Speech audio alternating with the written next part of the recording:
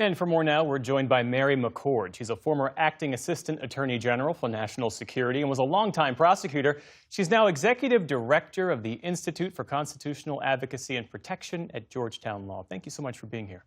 My pleasure. So the president publicly calling on Attorney General Pam Bondi to take more aggressive action in prosecuting his political opponents. What does that signal about the extraordinary pressures on the DOJ right now, and how should we understand the moment that we're in?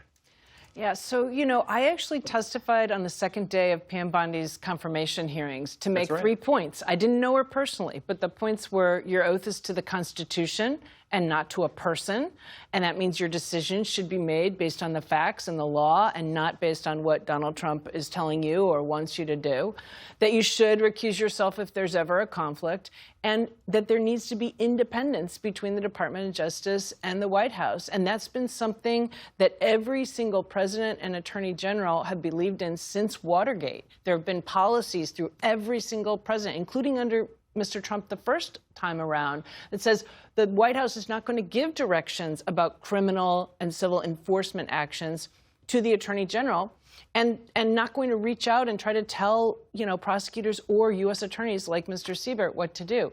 And so this is the time for Attorney General Bondi to stand strong and stick with, these principles of independence. That's how we would have confidence as the American public that the department is not being misused for political purposes. And President Trump is nothing if not transparent. Is it significant that this is happening all out in the open as opposed to behind closed doors? Does that change the way we should understand the degree to which he's applying pressure here? So that's such an interesting question, because in the past, like in the cases that were brought against him, that was one of the points he tried to make. How could I ever be doing anything sort of corruptly when I was doing it so publicly? But that just doesn't really work here. And what we saw with him directing his attorney general to do something, these people are guilty as, heck, how can he say that, right? We have a presumption of innocence. There's only allegations. And so, this is not some time where I think he can say, look, I'm being transparent, because the transparency shows how much he is, in fact,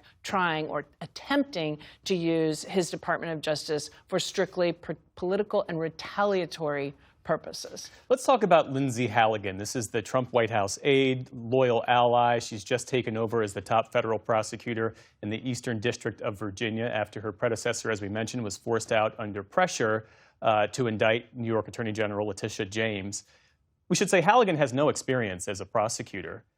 What's your reaction to this move, to install her? Well, this looks like somebody, and you can see it from Donald Trump's message to Attorney General Bondi in that, longer piece that the whole thing wasn't read earlier. He's like, Halligan likes you. We're going to put her in there. He clearly thinks she's somebody who is going to do what he wants. And you know what? She doesn't have the experience. Eric Siebert has years of experience. Other prosecutors who get appointed those positions, first of all, are probably concerned about their ethics, professional responsibility, their careers, their oath to the Constitution, not to a person, but they also know criminal law, and they know what they can prove in court and what they can't. And by all accounts, what's been publicly reported, Mr. Siebert's decision-making here, that there was no there when it came to prosecutions of Letitia James or James Comey, was we don't have a criminal case. We cannot meet every element of the crime beyond a reasonable doubt. I don't know that Lindsay Halligan even knows how to weigh those things. There is so much news to cover, including what MSNBC first reported, that in this undercover operation last year, the FBI recorded Tom Homan, who's now the White House immigration czar, accepting $50,000 in cash after suggesting he could help these undercover agents posing as business executives to secure government contracts in a second Trump administration. The Justice Department shut down the case earlier this year. The White House today said, well, Homan never accepted the cash. How unusual is it for a case like this not to be prosecuted? So, with respect to the explanation that he never accepted the cash, I will note that the reporters who reported the story say that they've got, documentation that shows he did accept that cash. So that's a factual issue.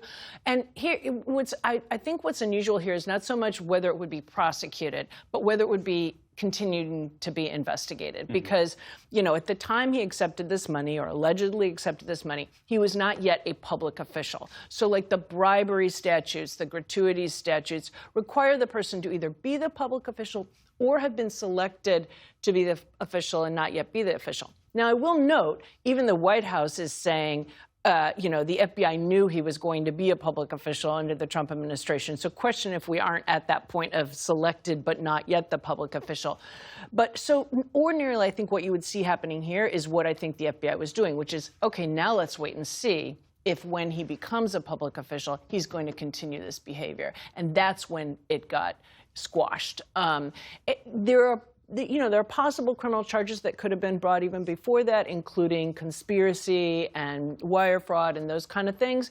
But I can, if I were in the position of the FBI or the prosecutor working with them in last September, I would have also said, OK, let's see how this plays out. But of course, we're not going to see how that plays out. Indeed. Mary McCord, thanks as always. Good to see you. My pleasure. Thank you.